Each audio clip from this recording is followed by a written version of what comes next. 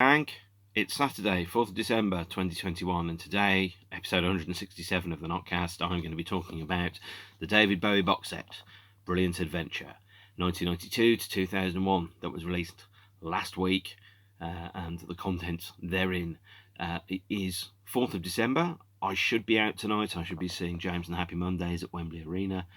Yesterday I should have seen Dave Garn at the Westminster Central Hall.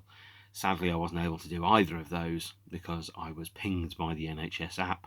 I have to isolate somebody who had the Black Death, went to the wedding present last week, and therefore I have not been able to leave the house since. I'm double vaccinated. I'm okay with that. I'm more than okay with that. I'm just annoyed I had to miss a couple of gigs, really. By rights, right now, I probably should be dancing badly in Wembley Arena whilst the Happy Mondays perform Step On. It's about the time of night that they'll be performing Step On, but instead I'm at home talking about my records. David Bowie's Brilliant Adventure is the follow-up to the previous 4 career-spanning box sets that have been released recently. Well, I say recently is grossly overstating it. We have 5 years, 1969 to 1973, that was released in 2015, one of the last releases during David's lifetime. We have Who Can I Be Now, 1974 to 1976, again about 11-12 CDs released in 2016. A New Career in a New Town, released in 2017, and Loving the Alien in 2018. This new box set, Brilliant Adventure, follows the same template as the previous ones. So it's not a comprehensive compendium of absolutely everything David Bowie released in that period or recorded. It is instead a compilation of the majority of his material from that period, all his studio albums, the vast majority of his studio recorded tracks, everything that was a single A or B side, unless it was a pointless remix that nobody cared 2 hoots about, and very little in the way of non-contemporaneously released material. So that is albums that were planned to be released but weren't are included. Live albums and compilations and best ofs and most ofs that appeared outside of their relevant time period are not, which means that for this box set there are some significant omissions. First and foremost, there's a couple of tracks which David sang for the Mick Ronson album. One's a cover version of Like a Rolling Stone. That's not on there. There's also a couple of tracks which David contributed to and sang vocals for on the Reeves Gabrels album. I think it's called The Sacred Squall of Now. I think one is called The King of Stamford Hill, and the other track is a kind of like a version of, I think, I Feel Free or I've Been Around or something, which remixes the unreleased Tin Machine era recording of that song. These 4 songs, or these 3 songs, are not on the box set. You do, however, get a ton of other stuff. But what I'm going to do is I'm going to talk through the box set and the contents, but also I'm going to talk through things that aren't on the set as we go through. So we start off, the first thing I will say about this is that this has been all completely remastered for 2021. And the remastering is not vastly sympathetic. I have to be fairly open about that. I've looked at the WAV files for some of the tracks, and whilst the data is all there, everything is louder, and so the highs are lower and the lows are higher.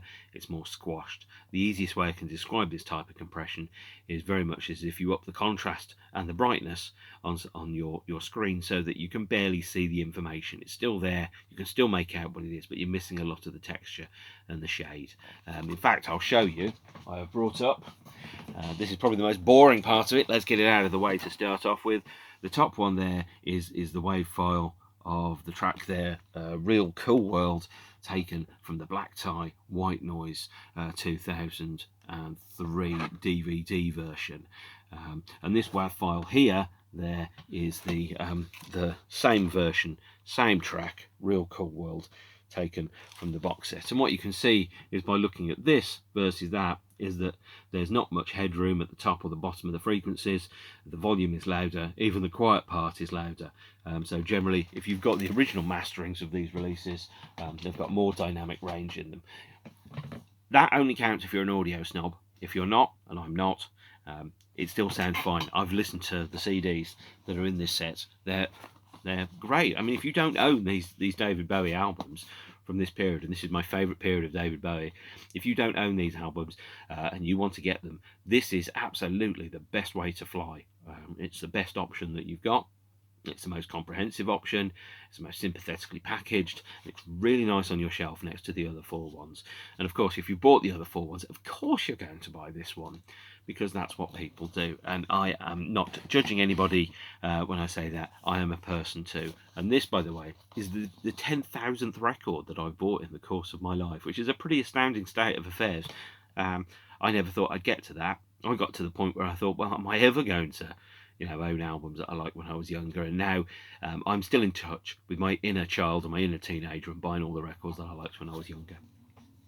So let's go through what's on here and compare them to the parent albums, by the way. So we're going to do an unboxing. I suppose probably should have started just by taking the box out of its shelf there. So when you look at this, I don't know if you can see it, it's got a textured sleeve which reflects that this is the first one of the box sets that has a painting of David on as opposed to a photograph. So it feels more tangible, more touchable. There's just a slight element of extra care in there. So the other ones are quite glossy sets because they have photographs on there. This is a picture of a picture, so to speak. It's a painting by David of himself, and so therefore the sleeve is textured to make it feel a bit more like it's reflects the contents have got the original. So we take the box out here. Oh god, I can't believe I'm doing an unboxing video. Here we go. Let's take the contents out, and then we'll talk through the contents, and then we'll talk through what is and isn't on here. First and foremost, you have a book. I think I'm going to come back to that later, because this book is really worth a significant amount of time, actually. You have a hype sheet which fits nicely inside the box there, and you have a fistful of David Bowie albums, 5 studio records that were released at the time, a live album which was released at the time but this is in a new expanded form. We have the previously unreleased album Toy, and Recall 5, a compilation of the singles A's and B's and some compilation album tracks. First off, we're going to start with Black Tie, White Noise, released in 1993. Not my favourite David Bowie record, pretty good, but not my favourite. This probably sits somewhere in the middle of the pack for me. And the reason, I'll explain the reason why this one sits in the middle of the pack, by the way, is that when I was first aware of David Bowie, he was a chap that was wearing terrible suits. He was prancing about, making awful yacht rock about glass spiders and doing 7-minute reggae cover versions of Iggy Pop and acting in Muppets movies. He was not cool. So of course the Bowie which lots of people talk about, the Bowie of 73, the very epitome, the walking embodiment of coolness itself, had been replaced by this middle-aged, almost redeemable Phil Collins type character that did a lot of movie soundtrack songs, did cover versions with people from the Rolling Stones, and was generally just a bit naff and a bit tacky. That ties in with the end of his separation deal with main man and Tony DeFries, which is that as of a certain date, which I believe was the 30th of September 1982, is that everything that David Bowie released after the 30th of September 1982, he no longer had to pay Tony DeFries a 16% stake in, and so therefore, of course, he came out with his most commercial release, Let's Dance, and David chased the money in 1983 with Let's Dance Tonight, and 1987's absolutely appalling Never Let Me Down, which I think is one of the, well, Tonight is the worst David Bowie album of original material. The worst David Bowie album is Pin-Ups. But of course, you and I can disagree on that. So as far as I was concerned, I was still very hesitant about David Bowie when he released Black Tie, White Noise. And this release is, it doesn't make me change my mind. It doesn't make me think that this is a better album, but this is a very sympathetic kind of pressing. Now, I've gone for the CD version because the vinyl version, depending on where you buy it, is about £350. And I have not got £350 to pay a dead man to have albums on vinyl. Most of the ones I want will be released separately, significantly cheaper at some point in the future. And so we've got the album, we've got an inner sleeve, which is effectively a recreation of the inner sleeve with the updated copyright information. You've got the CD inside it, and unlike perhaps some of the other versions that you've seen, we've got a gold-plated CD, which is one of the reasons it's gold, is to prevent counterfeiters from passing it off as the original copy. As I've mentioned, I think in the third Notcast I did, which feels like it was about 1,000 years ago. So Black Tie White Noise I think is a good album, but it's dated. The rap contribution by Albie Shaw I do not recommend, and some of the other parts of it have dated badly, but it's not bad. However, if you are the kind of person that absolutely has to own everything, and of course you can have the various other versions, do get the 2 CD and DVD of Black Tie White Noise. This has a bonus disc on, which features a number of songs that are on the Recall compilation, but it also has a number of remixes that you can't get anywhere else and are now deleted. So, for example, I think remixes of You've Been Around, Jump They Say, Black Tie White Noise, Palace Athena, a remix of Night Flights as well, and you also get the DVD. The DVD is about an hour-long program of interviews, puff pieces, basically an expanded electronic press kit alongside some footage of Bowie miming to the studio versions of the songs in the studio. Worth getting, not worth breaking your bank for. The next disc on there is Buddha of Suburbia.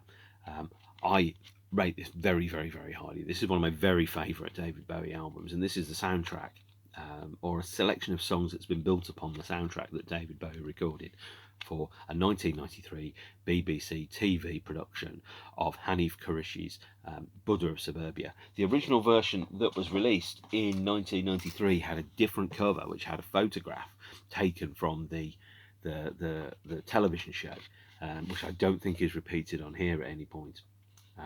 And Buddha of Suburbia for me is absolutely one of his best albums. To me, it's the first one that really captures, I think, the spirit of the 1975 to 1980 era. It's not got an eye on selling lots of copies. It's not got an eye on being staggeringly successful. And it's not got an eye on, well, I need to do some hits. It was a quick album that was recorded in a couple of weeks, built upon the stuff which David had done for the soundtrack for Buddha of Suburbia. And it's got 9 fantastic songs on it, although they're not really songs. There's long instrumental tracks such as Sex and the Church or Dead Against It, South Horizon. These are interesting, mysterious songs that really kind of recapture, I think, some of the mystery and the experimentation from the Low and the Berlin eras. Track 10 on this is a alternative version of Buddha of Suburbia, a remix and slight re-recording of the title track, which has Lenny Kravitz on it. Don't quite know why, don't particularly care. Pardon me, the soundtrack to Buddha of Suburbia only had a vinyl release officially in Brazil, and so therefore original vinyl copies of Buddha of Suburbia are staggeringly expensive. I don't have one, and I'm okay with that. I prefer this cover, which doesn't have David on the front, but really I've just moved the CD booklet around a little bit so it looks a little different. We're getting into the good stuff.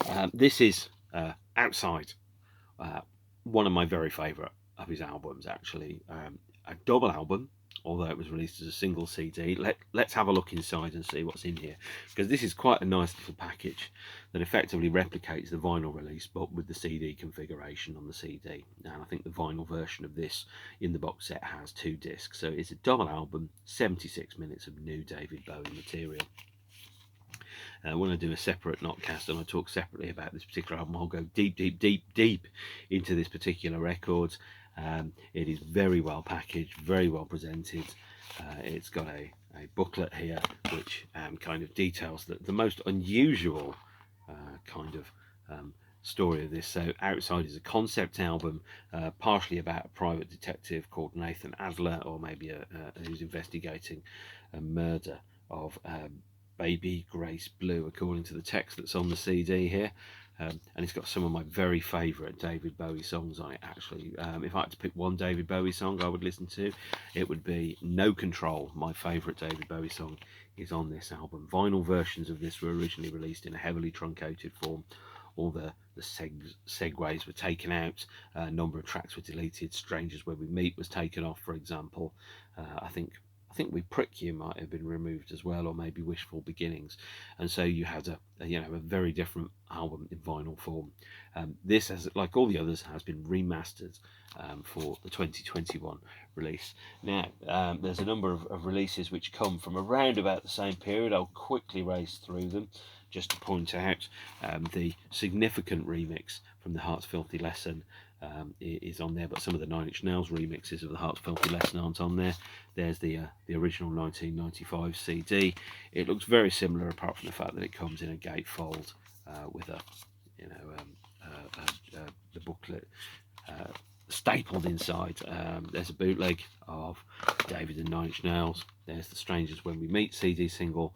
All the tracks off that are on here, and some of the other releases.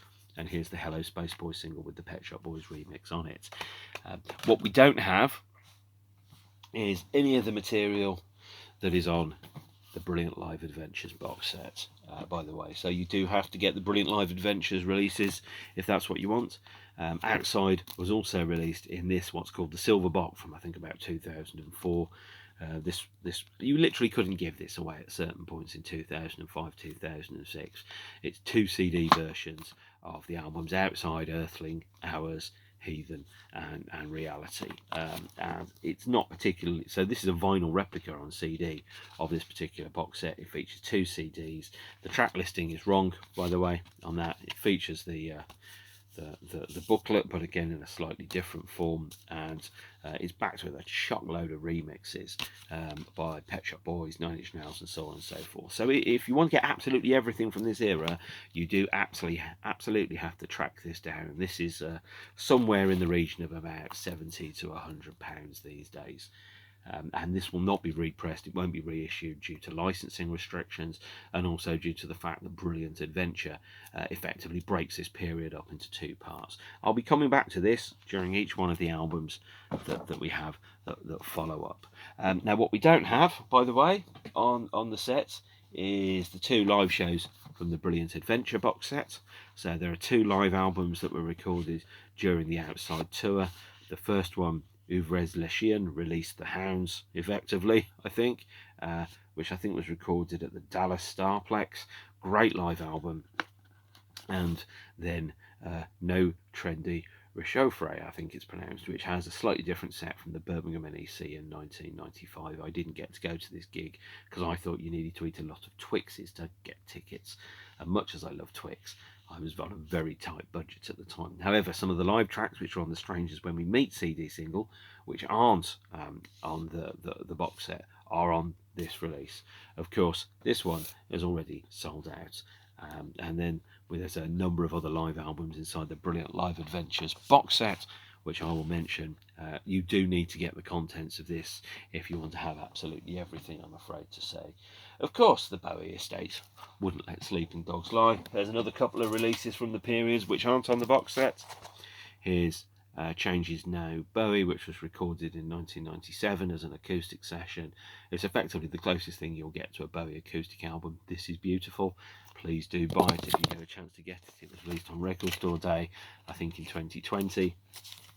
And then also there was a single or a re-recording of I Can't Read that came out almost as an in-between albums single, which I think is from the soundtrack to a film called The Ice Storm, which I don't think anybody has ever seen, and if anybody's seen, they're not talking about it. Luckily, the version of I Can't Read is on the compilation disc Recall 5, but we will get to that shortly.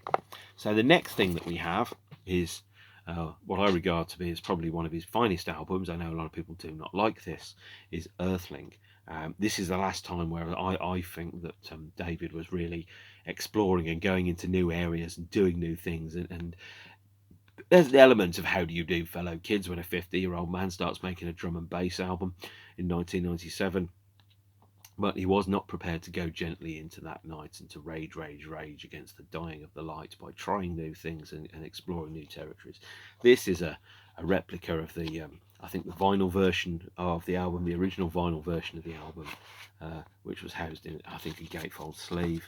And again, this comes with a gold CD that's been remastered of the 9 tracks that are on the record. And it's a generally very faithful reproduction of how the vinyl version of the album was presented. Again, as I've mentioned before, if you look at the silver box set here, there is a double disc version of Earthling. This has a number of B-sides and remixes which aren't on recall, but most of the remixes, I'm afraid to say, are abjectly terrible, and the packaging on this version is pretty difficult.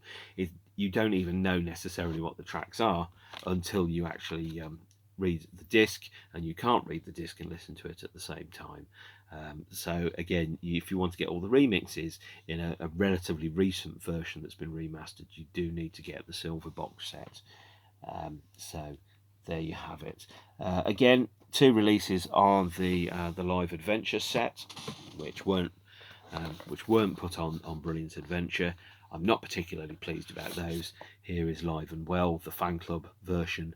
The repressing and slight reconfiguration of the fan club album that was released in 1999, which features a number of live tracks recorded from the Earthling tour, and then the second recording from the tour, Look at the Moon, I think it is called, which is recorded at the Phoenix Festival, disused airfield in Stratford-upon-Avon near Shakespeare's birthplace in 1997.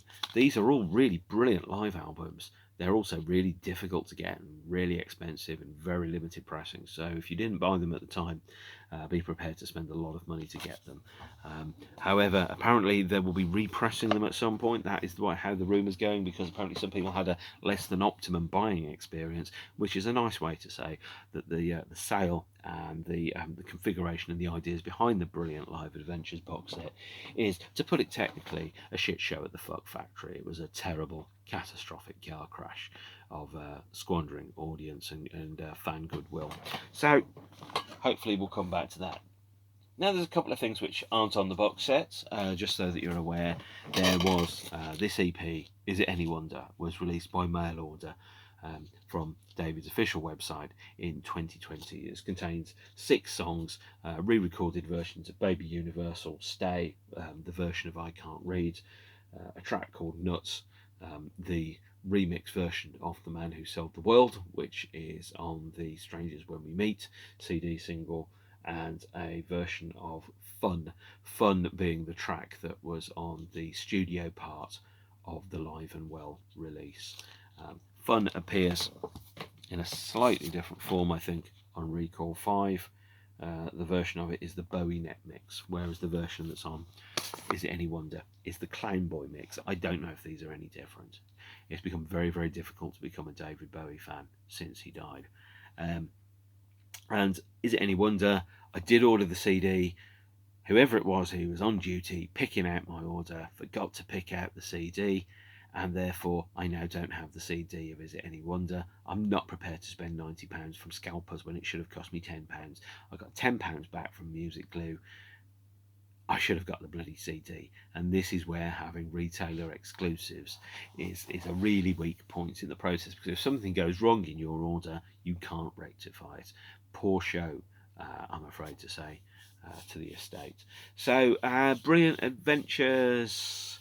Let's carry on, shall we? Yes, let's go through that. So some other releases which aren't necessarily included on the set, but we're going to go through those. So there's a whole bunch of remixes of Little Wonder, which aren't on there. There's a selection of, I think, probably the best of the remixes. There's the Little Wonder second CD. This one I think also has, no, the other one has some remixes of Telling Lies on it. There's Earthling itself, you know what that is. Here's a bootleg Outside in Budapest, which was recorded in 1997 on the Earthling tour. And this is the remix and re-recording of I'm Afraid of Americans, with Ice-T, Ice Cube and 9 Inch Nails. There are, I think, 6 versions of this and about 40 minutes of remixes and alternate versions of I'm Afraid of Americans, with extra instrumentation and vocals by 9 Inch Nails and Ice Cube. Only one mix is on the Recall 5 disc, by the way. So if you want to get everything, you have to get this. Vinyl versions of this, if they exist, are staggeringly expensive. The CD single is far more affordable and much easier to find, by the way. So we move through to Hours, one of my least satisfactory Bowie albums. This is probably my least favourite of his studio records, next to Pin-Ups and Tonight. This is where Bowie got boring, I'm afraid to say, and recast himself almost as an elder statesman, as a kind of like a, he's going to say, I'm going to play the role of a 50-something multi-millionaire rock star called David Bowie. This is who I'm going to be. When I do a separate episode when I talk about this album, I'll go into much more detail about Hours. The version of Hours that's on here is exactly the same as the standard studio version that no doubt you've heard. I don't think this got a vinyl release in 1999, so any vinyl release of Hours is very definitely after the fact. It's packaged as a gatefold. It's a very nice sleeve, a very lovely kind of inner sleeve in there, and a vinyl reproduction of it. Again, a gold CD. But Hours is the last album that Reeves Gabrels made with David. I think someone off the record, Reeves said he started to think of David as being the singer in his band, which was not the right way to think about things. And also, I think he said that David was in danger of becoming boring, which I'm afraid to say is the case. So Reeves left the Bowie circle around about this period of time. It's a good remaster. It's not amazing. It's just a little bit louder. If you've got the originals, you don't necessarily need to buy this. I mean, you can do if you absolutely want to. Don't feel like you've got to, though. Really don't feel like you've absolutely got to. And there was a single of 7 that was released at the same time that features a remix by Beck and a demo. I don't think all the remixes of 7 that were released across the multitude of CD singles are on Recall. In fact, looking at the 2 CD version here from the silver box sets, again you've got a slightly different design, I think, for the gatefold there. Let's just quickly compare these actually and see how they match up. So you would think, okay, so those are the same. Then you look over, there's a slight design difference here. This is the version that's with the silver box that features the track listings for the second disc, and this is the standard one, which it doesn't. And then you kind of open it up, and is the gatefold the same? No, it definitely isn't. There's different designs on the gatefolds of the 2 versions there as well. If you're a record collector like me, you probably have to have them both. So the 2 CD version, by the way, of this is absolutely packed. It's got 17 extra songs on it, which aren't on here, and not all of those 17 extra songs are on Recall 5 here, by the way. There are, I think, maybe 12, 13 of them, but there's not all of them at all, although there's a lot of alternate remixes on here. So for example, this has versions of Thursday's Child and New Angels of Promise and The Dreamers, which were recorded and remixed for the Omicron, the Nomad Soul video game, a very unusual video game where David did 4 pieces of music and Reeves did 26 pieces of music. There's alternate mixes of Thursday's Child, Something in the Air, Survive, 7. Lots of remixes of 7. I think there's 3 of them in a row. The Pretty Things Are Going to Hell. And then there's 4 extra tracks: 1917, We Shall Go to Town, We All Go Through, and No One Calls. So in terms of new David Bowie songs, those songs are all on here, alongside some of the versions of The Pretty Things Are Going to Hell, some of the Omicron recordings, and some of the other ones. But in order to have all the songs recorded at the time, you need this, you need the 2 CD version as well, because there's some remixes which you can't get on the other editions of the albums. Now the silver box set, this is where us and the silver box set here part ways, because this contains 2 albums that aren't in the Brilliant Adventure box set. This contains Heathen and Reality, near the end of David's recording career, so therefore this box set goes away. We don't see that again, but if you do get a chance to get it, you probably should. And there's also a number of other releases around about the time of Hours that aren't on this. There's the VH1 Storytellers release. There is the Bowie at the Beeb compilation that contains a version of the BBC Radio Theatre show from 27th of June 2000. There are also the last 2 live shows that are in the Brilliant Live Adventures set here. So those are respectively Something in the Air from Paris, and this one here, Live at the Kit Kat Club in New York, 1999. So you do need to get all the Brilliant Adventures material to get all the live albums that were recorded and released well, around this period. Although, of course, these Brilliant Live Adventures CDs and LPs are not included in the box sets, primarily because then that would have turned this box set into something like a 18, 19 disc set, which probably would have been above the price point that they were prepared to pay for it. So that's why they hived this off separately as a boutique release, which is a shame. But as I said, Brilliant Adventure generally covers all of the material that was released under David's name during this period, certainly as separate releases. And we go through to the last 3 discs in the set. There is one omission, and a pretty major one, David Bowie at Glastonbury 2000, because that wasn't released until 2018, and so therefore I don't think they regarded this as suitable for inclusion in the set. There was, by the way, Toy, which wasn't released until 2021, but there's an interesting story around Toy, genuinely interesting, by the way, as opposed to music geek level interesting. We also have the first full release of David Bowie at the BBC Theatre from the 27th of June 2000, the day after he headlined the Glastonbury Festival. So that would have been on a Monday, by the way, and I think David had laryngitis. So the version of David at the BBC Theatre that's on the limited edition of Bowie at the Beeb has 15 songs on. This has an extra 5 songs on, so this has a 20-song version of the set. It's the full version of the set.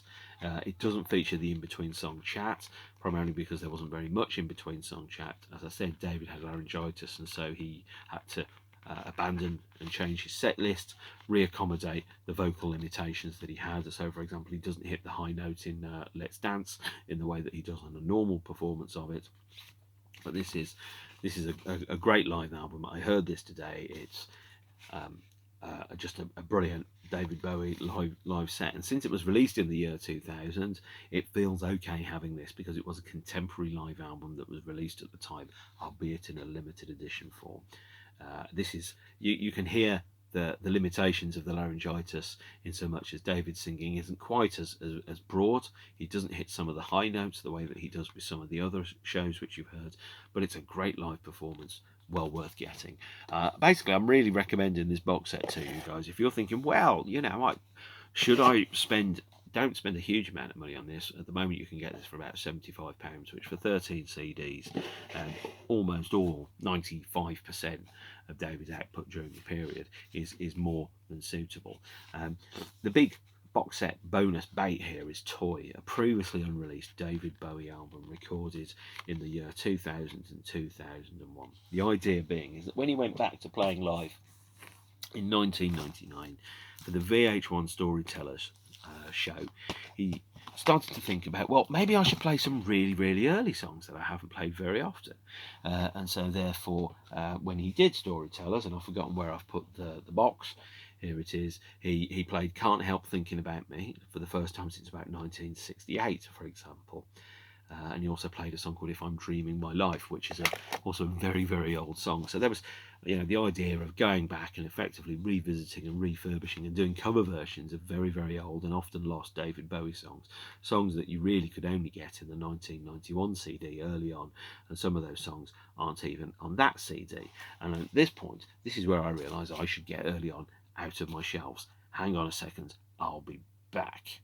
So, pop pickers, I left you a couple of seconds ago talking about Toy being effectively David Bowie covering himself and revisiting all the songs that he'd written and recorded in the 60s that perhaps had been lost. Most of these can be found on this CD, Early On, which was released by Rhino in 1991 and is quite deleted now.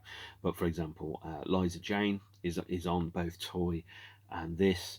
You've Got a Habit of Leaving, Baby Loves That Way, Can't Help Thinking About Me, I Dig Everything, and I think I'm Not Losing Sleep is on here. No, it isn't. So you've got a number of songs which David had written and recorded in the very early 60s, which had not been released or hadn't been on albums, and effectively just been lost to time.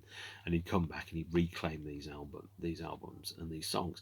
So the plan was to release this in 2001. and the record company Virgin got cold feet around that. The world overtook him. 9/11 happened, and the idea of having an album of David Bowie songs where he did cover versions of early David Bowie songs didn't seem particularly interesting. Effectively, Toy got lost in the shuffle, which means we have a genuine, previously unreleased, fully finished David Bowie album that didn't surface officially until 2021. Now, there was in 2011 a bootleg LP of Toy came out that featured a slightly different track listing and some alternate early mixes. It also featured two originals which hadn't previously been released: Uncle Floyd and Afraid. Uncle Floyd and Afraid. Uncle Floyd became another song, the name of which I've temporarily forgotten. I think it's Slip Away. And Afraid became Afraid on the album Heathen. And so we have a lost David Bowie album, a genuinely lost David Bowie record, which hadn't been released. Little bits of Heathen were parcelled out as B-sides, remixed, and with some re-recordings and some extra kind of overdubs were released as B-sides for the Heathen era singles, which you can get on the 2 CD version from the Silver Box. Although technically speaking, I'm cheating by showing you these, but since they came under a different deal with a different person, those Tony Visconti remixes and re-recordings and refurbishments of the songs which were used as B-sides are not on this set. They're going to be on the Heathen era, which comes next. It's a fun album. It definitely would be insubstantial and probably regarded by many people as in the bottom 5 David Bowie records.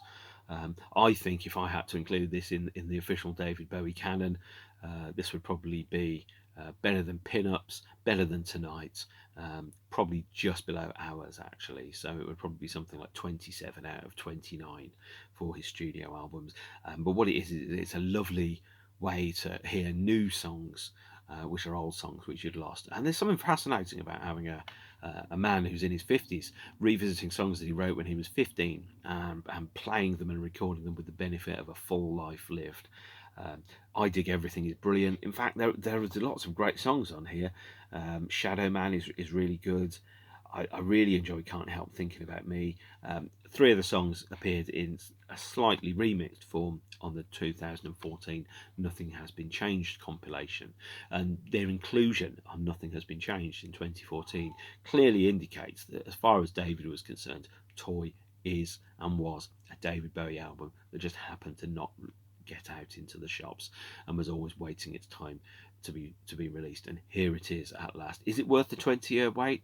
Absolutely not. Is it worth buying and listening to? Absolutely so.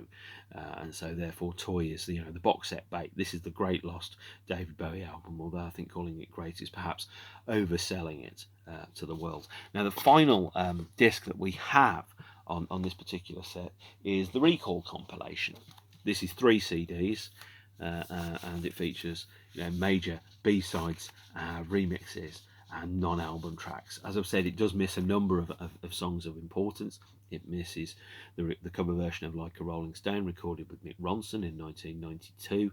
It misses the King of Stamford Hill and the remix of You've Been Around and re-recording for the Reeves Gabrels album that David sang vocals on these 2 songs. It also misses Nature Boy from the soundtrack to Moulin Rouge due to licensing restrictions, which it does mention in the book, but you can easily pick those up and they're all streaming on YouTube anyway. This features every A and B side, some non-album compilation appearances, so it doesn't feature, for example, I think Trying to Get to Heaven and Mother, the recent birthday single that was released for his 74th birthday earlier on this year that sold out very, very quickly. It does, however, feature compilation album appearances and tracks such as A Foggy Day in London Town, the version of Planet of Dreams, which was on the Long Live Tibet compilation, and Pictures of Lily, a cover version of The Who that was on a Who covers album as well. So Recall 5, this is nearly complete. It's missing 5-6 songs from the period, but the other box sets are missing several significant recordings for the same reasons due to licensing restrictions. So this is well worth getting. The last thing that you get in the box set is the book. This book is glorious. This is the best one of the books actually. I read all of them recently. This features a series of contemporary kind of reviews. It features handwritten track listings. It features essays by the musicians that were involved in it. So Noel Rodgers writes around recording Black Tie, White Noise and his experience of the records. It features a reprint of this absolutely brilliant article, actually, from Rolling Stone, Station to Station, where David goes back and revisits parts of his history, such as the Hammersmith Odeon or Haddon Street or the recording studios, which have now been turned into offices, those type of things. And it's a fascinating read to really understand that actually for the article in 1993 where he goes back and revisits places he's not been to, possibly would have planted the seed that then turned into toy later on of an adult revisiting their childhood. We've got handwritten lyrics to some of the songs that are in the albums. You've got photo proofs, you've got test shots, you've got mixing information, you've got early track listings, you've got an essay here by Brian Eno on the production of the Outside album, which is different from the text that's in Brian's book A Year with Spoiled Appendices, by the way.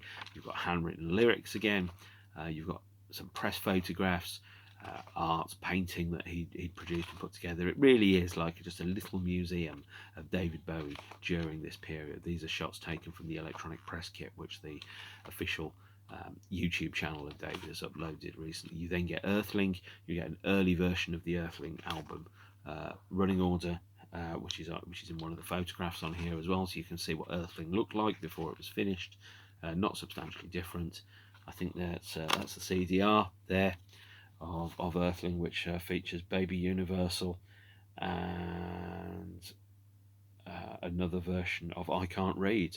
So David going back and revisiting old Tin Machine songs as a solo artist. Again, handwritten lyrics, photographs and outtakes, posters and images from the period that kind of give you a real feeling that the archive has been very well kept and nothing has been lost. You also get some Hours material. You get an essay from Reeves Gabrels around the production of Hours and his decision to leave, which is very diplomatic. And you get again handwritten lyrics. You get some words around the live shows that went around the Hours period. I think Hours is the most well documented of the Bowie tours, because I think there's 5 official live albums from what is something like 10 shows. Not many shows at all. I think there were 5 or 6 in 1999, and again I think there were 5 or 6 in the year 2000, and there's 5 live albums across that, of course, including the one show from that period that I got to go to, and then there's the recall disc, and then there's also an essay about the Toy album, which is relatively diplomatic about the fact that the album got lost. This, by the way, is David's final design for the album cover. I don't think it would have been particularly popular had it gone down at the time. I really think the cover for Toy would have been better, but this is what David wanted, what he signed off, what ultimately his label wasn't able to accommodate. He started writing new songs towards the end of the Toy period, and then he wrote a lot more new songs, and instead kind of left Toy and moved on to the Heathen album, which I think is really, really good. And then we've got some more photographs, and then that's the book itself. So that is David Bowie's brilliant adventure box set that's just been released in the last week. It's if you're on the fence about getting it, if you've got the previous ones, do buy this. There is a lot of fantastic worthy material that's in there. There's 13 CDs. It's an affordable price point at the moment of I think £75 for 13 CDs, which features I think 5 studio albums, a live album, well actually 6 studio albums, including one nobody's ever heard before officially, a live album, and a whacking great big 3-disc compilation set. So there you have it, David Bowie, Brilliant Adventure. I think this is the best one of the career spanning box sets that there's been so far. The previously unreleased album is genuinely previously unreleased. It isn't some kind of bullshit version that's been put together in order to make the box set look more attractive. So for example, the remix of Lodger on the New Career in a New Town box set, I think the alternate version of Never Let Me Down on the Loving the Alien set, those aren't necessary. They're just remixes of existing albums. Toy is a completely new, mostly unheard, unreleased David Bowie album, very much worth getting. It's not a kind of like a hodgepodge that's been designed as a bit of box set bait. So I've leapt out of the chronology. Normally, I talk about the David Bowie albums in order of release. So the next David Bowie episode I'm going to talk about the Young Americans album and the Gouster. That will be coming later on. But I thought it's important to strike while the iron's hot, to talk about the Brilliant Adventures box set now, and to give you an idea of whether it's worth getting or not. In short, yes, it's worth getting. Yes, it's worth buying. The mixing and the mastering is slightly hotter than previously. It's got a lower dB range. It's a little bit hot. And if you've got the original versions of it, think about buying this to get the extra stuff that you haven't previously got. Instead, think of it as a compliment to both the silver box set, if you've got it, and your original CDs, if you've got those, rather than a replacement for it. But if you only buy one version of David Bowie's albums from this period, this is absolutely the thing to get. Spend wisely, enjoy. I think it's his best period, actually. 1993 to 1997 is my favourite era of David Bowie. And when I talk about each individual album, when I get to that point, I will wax lyrical until you are bored beyond belief about how good these albums are. But in the meantime, it's a really good box set, and I recommend it to you if you like David Bowie. Thank you. Take care of yourselves. Stay beautiful. And I am going to pretend that I'm not missing seeing a band now instead by going downstairs, and hopefully the Michael McIntyre show, The Wheel, which is a quiz show, will have finished. The Michael McIntyre show, called The Wheel, is not a show where, unfortunately, they don't put this terrible purple-shirted comedian on a wheel that will then actually kill him. Unlike the old medieval torture mechanism, it is some kind of bizarre quiz show in which Michael McIntyre miraculously lives. If I had my way, it would just be a show where he is executed mercilessly on the medieval torture wheel forever. Because I think he's an unfunny man. I know that makes me grumpy, but to be fair, I've got a record collection that backs it up. Take care of yourselves. Stay beautiful. I'll see you all soon. Thank you. Bye.